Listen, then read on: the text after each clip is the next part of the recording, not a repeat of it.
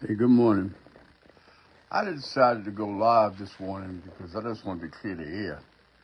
Because all of a sudden I got people taking, not that many, one or two, taking shots at me.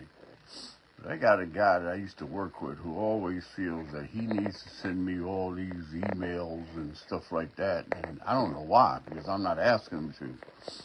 So the other one, he sent me a video of Al Sharpton speaking on Martin Luther King Day. And I said, fuck Al Sharpton, period. So then he sent me an email of Angela Davis speaking. I didn't say anything, but I asked him, why do you feel like you need to send me all this stuff? So, he did the typical thing about what we need to do. We need to come together, which is one of the biggest cliches out there. People always saying we need to do this until you ask them who the we is and who's going to be the leader. And then he goes on to say that he needed to educate me because my friend Trump is in the White House and I didn't vote. And I told him once again, fuck you. My mother's from Alabama. Voting is 100% in my DNA. I remember when my mother, I'd have to, no matter what, get her up to the poll to vote. I vote, and I've always voted. The only election that I missed was when Dukakis ran for president. And I was working for Xerox in New Jersey, and I waited to the last minute. And as I was driving across to the approach to the GW Bridge, the wheel came off of my Volvo 740. And as a result, I had to get towed, and I missed the election. So I want to know what makes him have the nerve. Then the other day I made some comments about Trump, and my own sister said I'm nuts. So let me tell you what I have to say about Trump and how I feel. First of all, you read books like The Art of War, and The Art of War says, if you know yourself, but not your enemy, for every victory you will have a defeat. But if you know yourself and your enemy, you will never be fearful in 1,000 battles. I study warfare. Let me say it again. I study warfare. I watch all the documentaries, World War II, World War I, Vietnam, everything else. And there's tons of generals who've made the mistake of totally underestimating their enemy. Germany and Japan both thought the United States of America's people were weak. And they could intimidate us, and when the war got nasty and bloody, we will back down.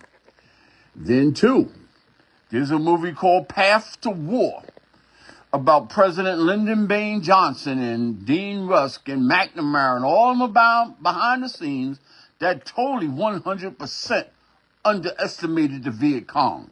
They thought they were little people in pajamas and jammies or whatever, like Lyndon said in the movie, and they could intimidate them. But see, every warrior has a code. And the difference was we were sending men over there to fight who had a tour of duty, wanted to come back home, but they were fighting to the death. There was no going home. They were fighting to defend their homeland. You got to take all of this into account when you fight your enemy to devise an effective battle plan. So what do I get when I analyze Trump? All I get is that he is stupid. That he's stupid. But yet he ran against 16 professional politicians and beat them. See, I can acknowledge someone's skills without liking them. Look, when it comes to entertainers, to me, the greatest entertainer of all time was Sammy Davis Jr. I couldn't stand the politics on Uncle Tom Grinning of Sammy Davis. But I'm not going to sit here and say, oh, he wasn't the greatest entertainer. He could act, he could dance, he could sing. To sit here and tell me that Trump is stupid is one of the stupidest things that you can say. See, when you're emotional, and that's what's happening, people are emotional, and you love to get your enemy emotional. That's what Cassius Clay did against Liston. So Liston went out there trying to knock him out rather than trying to win the fight. There's a difference between not trying to knock somebody out.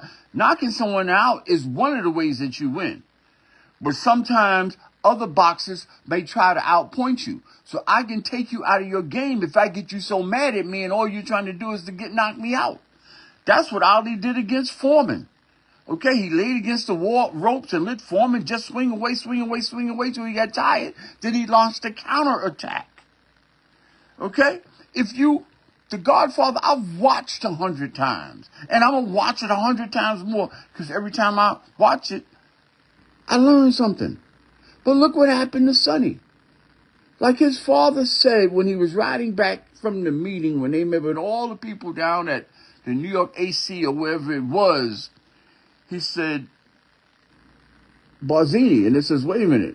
I thought you meant, his son said, I thought you meant Talia. And he says, no. He said, Talia could have never outsmarted Barzini. Okay? So all this, Talia couldn't have never outsmarted Sonny. I knew it was Barzini. See, you use emotion like judo. Judo is the art of using the opponent's force against them.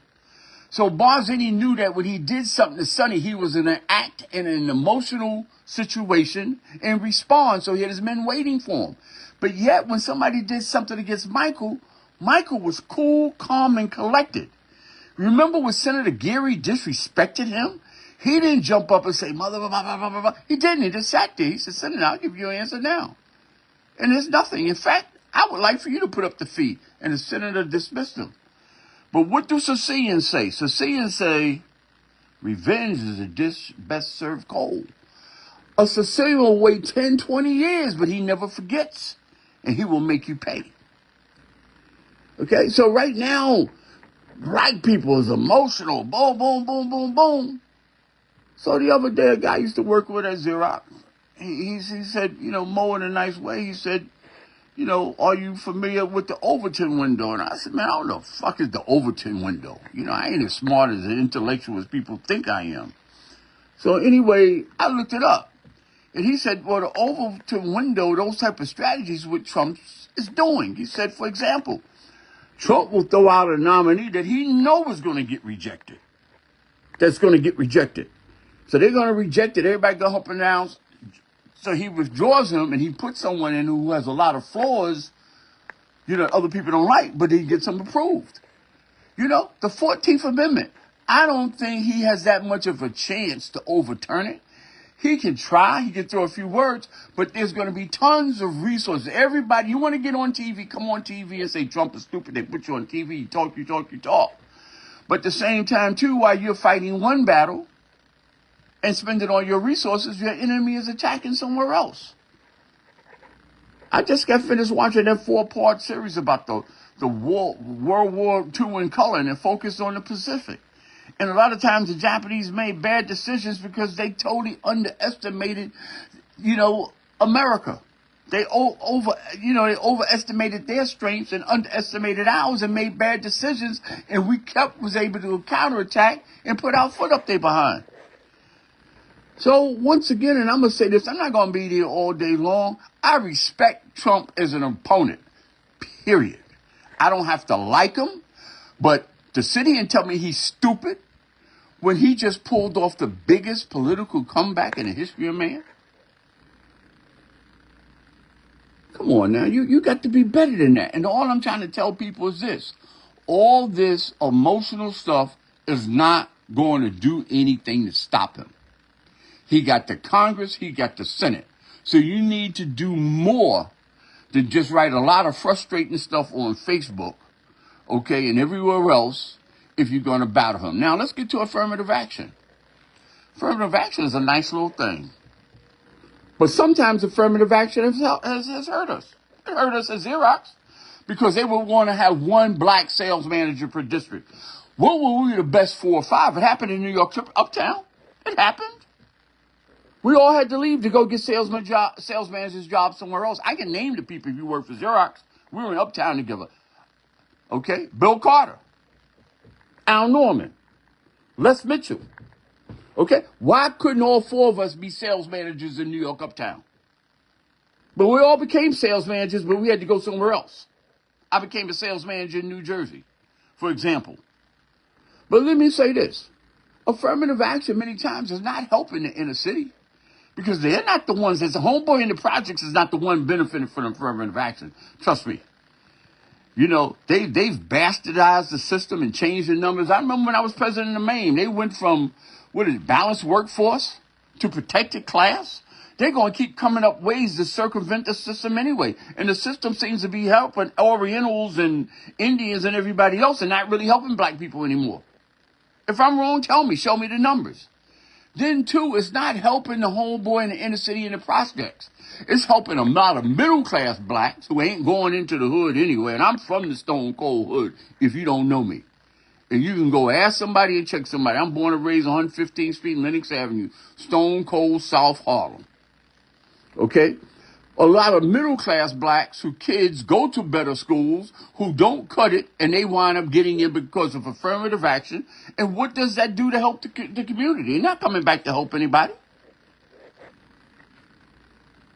So let it be.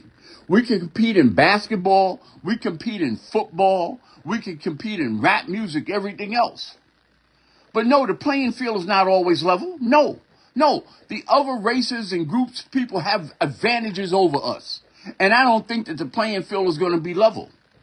But I don't know what your mother told you, but I'm going to tell you what Dorothy Mae Mosley Fawcett from Atmore, Alabama told me. She said, son, you got to be twice as good as them. Because they think they better than you. That's what she told me. Okay? So if your mama made you think that you could go out there and do half-ass stuff and make it, then I can't know what to tell you. You got to work harder. You got to be better. And that's what she told all of us.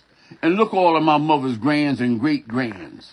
Okay, they done went to some of the best schools in the country. When my oldest brother died, and I said and I repeat it again, if one of my nieces and nephews can't get into the University of Michigan Law School, it's because they didn't study hard enough. But look at them. Okay, Yale, Stanford, Boston U, some of the best schools in America they've graduated from. Okay, let's compete. And then if the playing field is not level, I just got finished watching. See, this is the type of stuff I watch. I don't know what you watch. I just got finished watching that 4-part Bernie Madoff thing for the second time. And when them Jews got discriminated by the hotels down there in Miami Beach, what do? They bought the goddamn hotels. So maybe sometimes we're fighting the wrong battles. Maybe we need to make sure we got enough money to buy the corporations and everything else. I know a lot of people don't like me, can't stand me. Let me tell you something. I haven't worked a job in 24 years. And I'm going to tell you why. Yeah, I got frustrated with corporate America. I know I was held back. I know I was discriminated against. A lot of it had to do with being president of Maine and running my mouth. And I'm proud of what I said, and I'm proud of how I carried myself. But I said to myself, I got to make it without having to be accountable to them. Could I have made a lot more money working? Probably so. But I have made it? Don't look like I missed too many meals, do it? Okay? And I've been able to make it because I put my mind on it, and I didn't want to have to answer to them, and I didn't have to. I answered to Maurice Fawcett. If I don't do nothing every day, then I don't make any money. I see a few people watching, and I thank you. So let's get it straight. You better respect Trump as an opponent. Because if you don't, you're going to make the mistakes that that Sonny Corleone made, that Senator Geary, and all the 5 families. The man is smart. He's shrewd. He believes in that the ends justify the means. He will do whatever he has to do. He is Machiavellian as they come. And Machiavelli said, if the baby in the crib is a threat to your power, to kill the baby in the crib. Okay? And he will kill the baby in the crib. He will kill everybody around him to get what he wants. And like I said a long time ago, rich people, people of power, educated people, give their kids The Prince by Machiavelli to read, and you giving your kids Xbox to play games all goddamn day. I ain't never played no Tour of Duty, none of these video games, and don't plan on playing them. It's a nasty world. It's a world about absolute power, and people will cut your throat to get what they want, and he is that type of person. Acknowledge that he is that formidable of an opponent if he is indeed your opponent, and stop sitting here and saying he's a joke. You know, when I was watching the thing the other day, about World War II, and they showed how they used to depict the Japanese with rats, with rat head and stuff, like, and everything else. Because one of the things they teach you in warfare, you better know that your enemy's warrior code. And for those who know me, and I'm proud to say it, some people love them, they can't stand them. I don't really care. I was mentored by David C. Smith, Xerox Corporation, who was a captain in the Rangers, highly decorated, 2 tours of duty in Vietnam. And he taught me a lot of that Ranger mentality, which is different from what the average person has ever been exposed to. Okay? So like when you're fighting the Japanese, their warrior code, the Bushido code, is fight to the death. You cannot surrender. You must fight. You're up against a man and you don't know his warrior code and you want to tell him he's stupid? But let me tell you this. Another brother at Xerox was Newbold Wilson. He was a technician. I think I learned about a lot of them technicians from the islands. See, a lot of them, they worked for Xerox. And they were studying, being educated, and had businesses on the outside. And Newly told me, he said, Maurice, politics 2 P's. Patronage and protocol. Follow the money. The hell with all that other BS. Follow the money. See, one thing Trump did what his constituency wanted him to do. I got to give him credit for that. Democrats, they get up there and tell you they're going to do something, they do something else. Today, the Democrats have not explained why they let all these people into this country. Maybe there's a good reason. Haven't explained it. I live in New York. I don't know where you live. I live in the Bronx. I have no problem telling you. I twice put binders down on houses in New York. I chose to stay. It's nice up here where I live at, where I bought my house. I wouldn't have bought it here. You know, but all the problems with the rest of the city is starting to creep up here.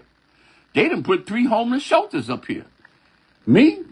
Do I sit around and do nothing? I done been to all the community meetings and spoke to the politicians and told them to their face.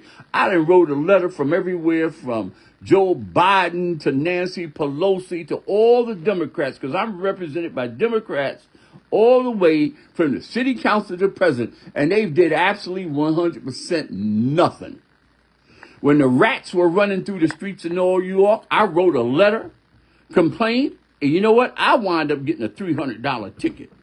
Okay? They haven't did anything. So the only thing you can tell me to do is to vote for Kamala, because we should be scared of Trump. Now, you know, I ain't the toughest guy in the world, but if you go out in the street and you deal with the average homeboy and you tell him that he should be scared of something, he's not going to exactly just run. That's not in our DNA. Then you put her out there, and I'm not going to get into some of the stuff. Some of it's petty and some of it's not. I could go into a lot more detail. But goddamn it, number one, she never answered a question. Every time they answer, I love that Saturday Night Live skip they did just before the election, where they played the Family Feud, and Keenan Williams or whatever asked her what's in her glove compartment, and she's talking about her mother. So he said, yeah, but what's in your glove compartment? Because that's exactly what happened. So I'm saying, you sitting here, you want me to vote somebody can't even answer a goddamn question? Come on. So once again, when Trump lost in 2020, it wasn't so much that people voted for Biden. They voted against Trump, the biggest black voter turnout in history. And they voted against Trump and delivered the presidency to the Democrats. And what in the fuck did they do for black America? A black Supreme Court justice? Juneteenth? It's a good thing y'all got Al Sharpton and them up there representing you, because they ain't asked for nothing. If I had been up there, you're going to give me a lot more than that. That's why I used to always tell the famous story about when Jesse Jackson had the big dinner down on Wall Street and everything, and it was sold out and nobody was there. And somebody said, why all these people just sold all these tables and don't show up?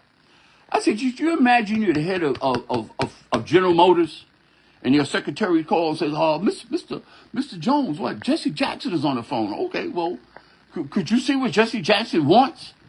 So she goes back, talks to Jesse Jackson, come back, said, he want to know if you'll buy 5 tables at $100,000 each for the dinner.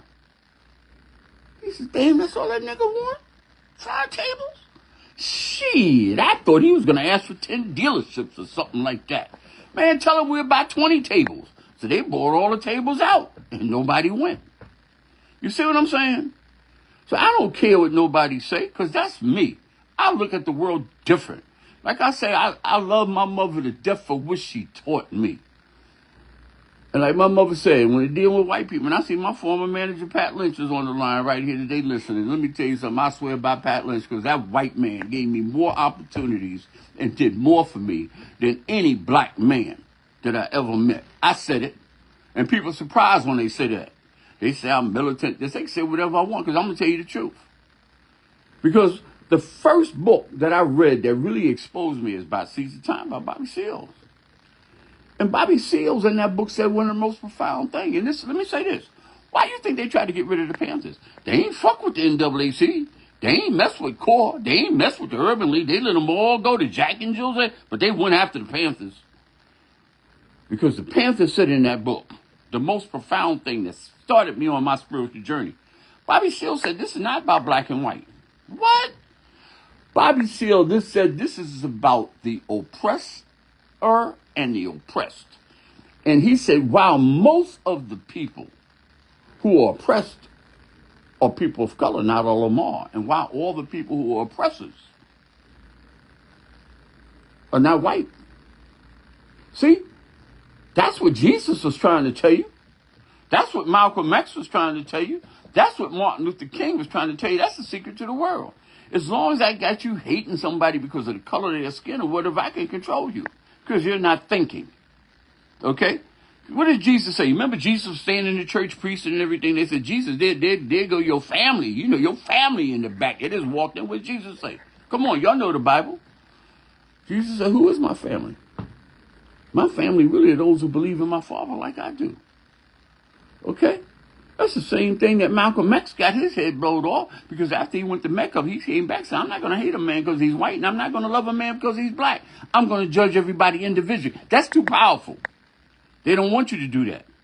That's the secret to the world. That's how you keep masses of people under control, by getting them to focus on something other than the real issue. But Malcolm also said one of the most profound things, and I hope this is not too long, and I hope people ask me some questions or whatever it is. But Malcolm said the best slave is the one that doesn't know he's a slave. Okay? See, your thing of slavery is somebody in chains. My thing of slavery is when you can get people to do what you want them to do, whether they like it or not. That's slavery. So Moses had to deal with that mentality. Moses, remember, you read the Bible. Watch the Ten Commandments when they come on Easter. Remember, the people was oppressed. They prayed, oh, God, send us a savior. Send us a deliverer. So God sent Moses. Moses went there, turned the water red and all that other type of stuff. Finally left. So they went, and they was getting ready to crow across the Red Sea or whatever sea it was. And Pharaoh sent his men in the chariots, and the people, and God got the water and covered them up and killed them. So they got there and they gone now. So the next day they get out there and stuff, and it's like, it's time now. They got land in front of them. And they don't want to do nothing. They challenge Moses. Moses, what's up, man? Ain't nothing to eat. Ain't no water. Ain't nowhere to stay. But in fact, Moses, who put you to fucking charge? You don't think it happened that way? Excuse the profanity, but look, trust me. My mother didn't come to me and say, son, please, would you go in the kitchen and wash them dishes? My mother said, son, you need to get your ass in that motherfucking kitchen and wash them goddamn dishes. So that's the way a lot of us are spoken to. So sometimes, and I can, in fact, I tell you what, no more profanity. I'm talking. Moses, who put you in charge? So what did they want to do? They started to rationalize that it wasn't so bad back in slavery up under Pharaoh. In fact, they got all the gold and melted it. They was going to build a golden calf and take it to Pharaoh and beg, Pharaoh, please let us come back home. It wasn't that bad. Yeah, we deserve, remember, you remember Fredo in The Godfather when he was telling Michael it wasn't that bad when Mo Green slapped him around a little bit. Michael, Mo got to do, well, that's what they're looking at Pharaoh. That Pharaoh, sometimes you got to put your foot up our behind. No more profanity. Okay, you can just do. They wanted to go back. Okay? And God made them wander. He let that whole generation wander. Okay, maybe that's why he didn't did a whole lot of stuff to get rid of all this weak ass mentality. Excuse me. I don't know if ass is profanity or not, but weak mentality. We know what the moral of the story was. They were physically free, but they were mentally still slaves. And that's why Malcolm said, the best slave is one who doesn't know he's a slave. So I got you. I got you, whether it be weed, whether it be the NBA that, your neighborhood could be burning down, but, man, y'all got to watch the Knicks. You understand what I'm saying? So I'll do another live video. If somebody don't ask me any question, I see Lenny Ewan is out there, Philip Sands, South Harlem Reds. Philip Sands, a great player, South Harlem Reds, one of the few players ever to hit one out the ballpark up in Cooperstown. Okay. Just frustrated, man. I told somebody the other day I'm frustrated. Let me introduce you to something, and I'll do a live video on it. People would always ask me, did I ever watch Think and Grow Rich, or did I ever read Think and Grow Rich by Napoleon Hill? It's a classic, and I never did. So the other day I said, let me watch it on YouTube. YouTube make it easy with the audio books and stuff. So I put it on. It's really interesting how to get rich, But then I went in my kitchen, because I can still hear the TV, but my mind wanders at times. Sometimes my attention span can be limited, but when I come back out, there's another thing on. I'm like, what is this? It's called Outwitting the Devil by Napoleon Hill. He wrote it in 1928. They would never publish it. They said it was too controversial. His daughter wouldn't publish it after he died. His granddaughter eventually went to his foundation, and they finally published it in 2011. Now, like I've told you, I've watched The Godfather 100 times. I will watch Outwitting the Devil 150 times, too, because it is the deepest thing that I've been exposed to. Basically, it's Napoleon Hill interviewing the devil. And the devil is telling him how he controls the world. And the devil basically says that he controls 98% of the people in the world. It's 2% he can't get to. And the whole audio thing is 3.5 hours long. Let me caution you. But he gets into a thing called drifting. Drifting, the devil says, is when I take your mind off of what your focus is to do what you want. And I take it off of your mind through things like cigarettes, alcohol, sex. Goes on and on and on. If I can get you to focus on these other things, I will take you away from food. I will take you away from your focus. He says the 2% that he can't get to, the 2% who stay focused on what they want, are also the 2% who control all the wealth, most of the wealth. There's the 2% amongst the wealthiest people in the world, because they have focused on their goals and going after it. Okay? He also talks about his two biggest allies is the public school system and the church. He said he loves the church to preach about the devil and have you fearful of the devil and everything like that. You have to watch it. I can't do justice to it. But going into the school system, and that's what I've tried to tell people. When I was exposed to psychology 101 in college, and they dealt with two things that stand out to this day. In fact, I spoke about it in my speech at my alma mater yes, I spoke at my college in November in 2023. I was the Founders Day speaker at North Carolina Central University, auditorium full of people. They videotaped it, but the videotape has been lost. There is no record of my speech, except my man did a cell phone video. Now, people speculate, say, yo, Mo, they don't want to upload that speech because I caught myself. That controversial stuff you said, plus, you called out the buffer class ends. So I can't take credit for the term buffer class. I got that from Louis Farrakhan. He said the buffer class is the group of black people that the oppressor has put in between them and the masses, and the buffer class keeps the masses in control. My mother said it a different way. My mother said, and it's not profanity, I got to say it the way my mother said it. My mother said the white man in Alabama always got them a nigger to do their dirty work. So I'm going to go a step further. Years ago, Chuck Stone was interviewed by Gil Noble on Like It Is. Remember that show, Like It Is, Gil Noble? And Chuck Stone was the chief legislative aide to Adam Clayton Powell Jr. over the last 20 years of his political life. And what Chuck Stone said that day was so profound that I never forgot it. He said, never have the leaders of the poor been so rich. Let me say it again. Never have the leaders of the poor been so rich. Think about it. So the same people that's up there fighting for you, so-causedly, to get this wealth, they rich. They rich. They ain't poor. They ain't living in the hood. They rich. They getting 2, 3, a lot of money to go speak somewhere. I don't get paid. In fact, I don't get invited to go speak anywhere. Very, very, very, very, very rarely.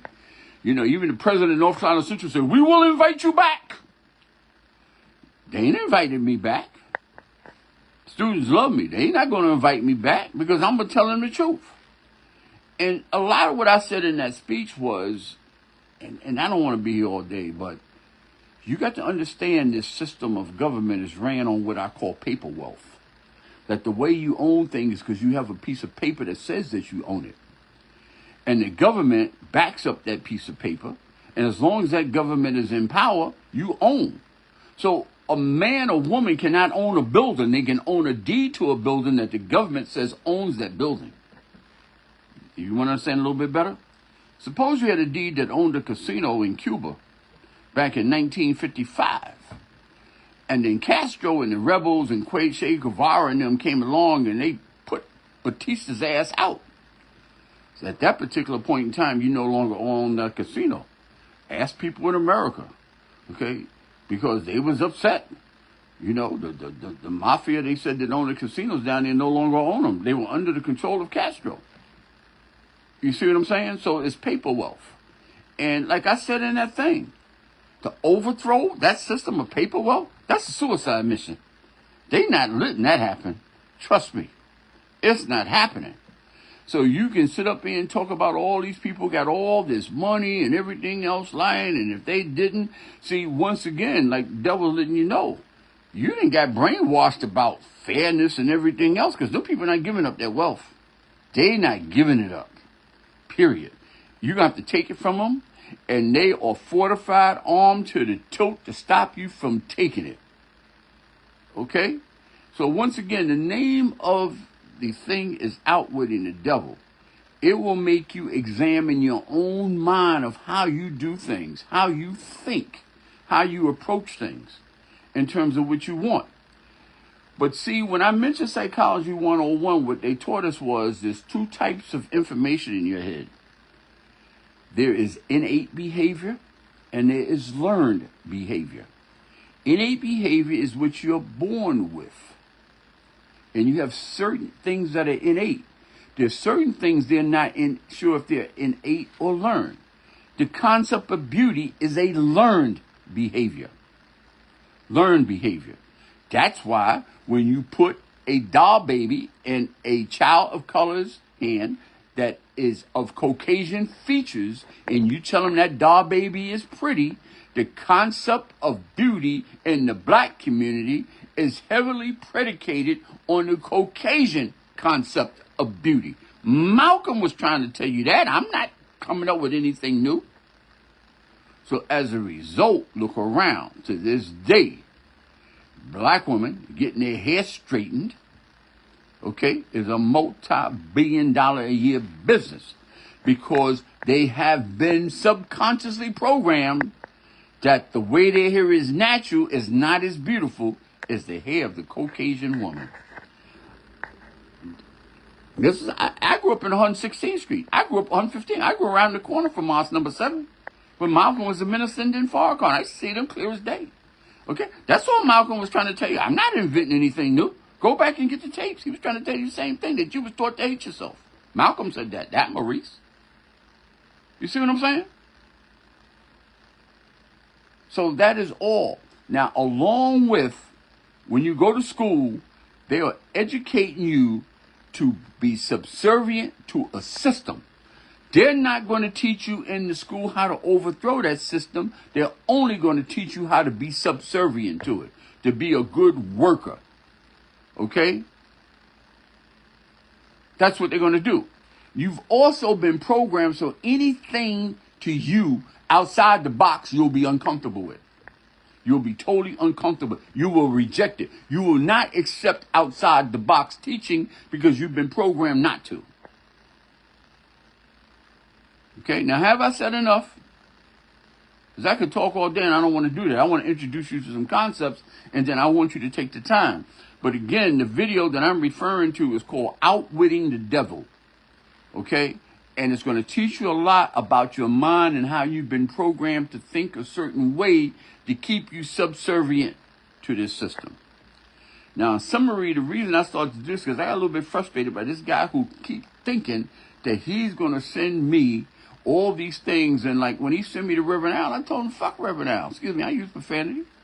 And he got offended. Then, oh, you Trump is your boy and everything. I said, nah, not Trump is my boy. I acknowledge him as somebody that got to be dealt with. And if you stupid enough to tell me that he ain't got to be dealt with, he's stupid, that's your problem, because obviously he's not stupid. He done already got himself in a position to do a lot of things. But some of the things that he's going to do, I'll put it this way. They got the Baseball Hall of Fame. You ever get a guy get inducted to the Hall of Fame and says, you know what, I like to thank my coach. He let me come to practice whenever I feel like it. If I was tired, he told me to go home. He didn't force anything. If I wanted to no, it's always I had a coach that, was tough on me, pushed me, and everything else. Farrakhan once said it, and you can make the best out of anything. He said, you know how you make steel? You got to put it iron through heat. Gold, you got to heat it up to take out all the impurities and everything. It might get tough under Trump. Maybe he's going to do some things we don't like. But goddamn it, I don't know about you, but we're going to make it. We're going to fight. Maybe we get some of these Uncle Tom bougie. They wasn't selected by us because you really need to examine how somebody get to be a black leader. Hey, look, I'm not here to put my... I always get people say, man, I wish you was up there. Trust me, if you know the whole story, the behind the scenes with Harlem politics, I can name all the names that you know, okay, because I dealt with them, okay? And like they said, who's more powerful, the king or the kingmaker, okay? And I had somebody say it's going to be my kingmaker, that they was going to do everything possible to put me in a position so I could run for Congress, that you should be Harlem's congressman. And I told them, I'm not the one. So why? I said, because my people used to listen to all that yang okey doke stuff. They into all that down on their knees, begging, welfare and everything. And my mother used to work 3 jobs driving and get a welfare check. Let me say, my mother used to work 3 jobs driving and get a welfare check. My mother used to go clean white people's house. My mother used to go take care of their babies. And just as recently, 2 years ago, we was Thanksgiving dinner, and my niece and nephew sat there and said, they remember one time they got some free food. And they brought it home. And I'm going to use the family. Because I'm going to say it. My mother told them to get that shit out of her goddamn house.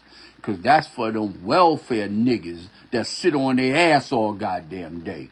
Take care, may God bless and keep you.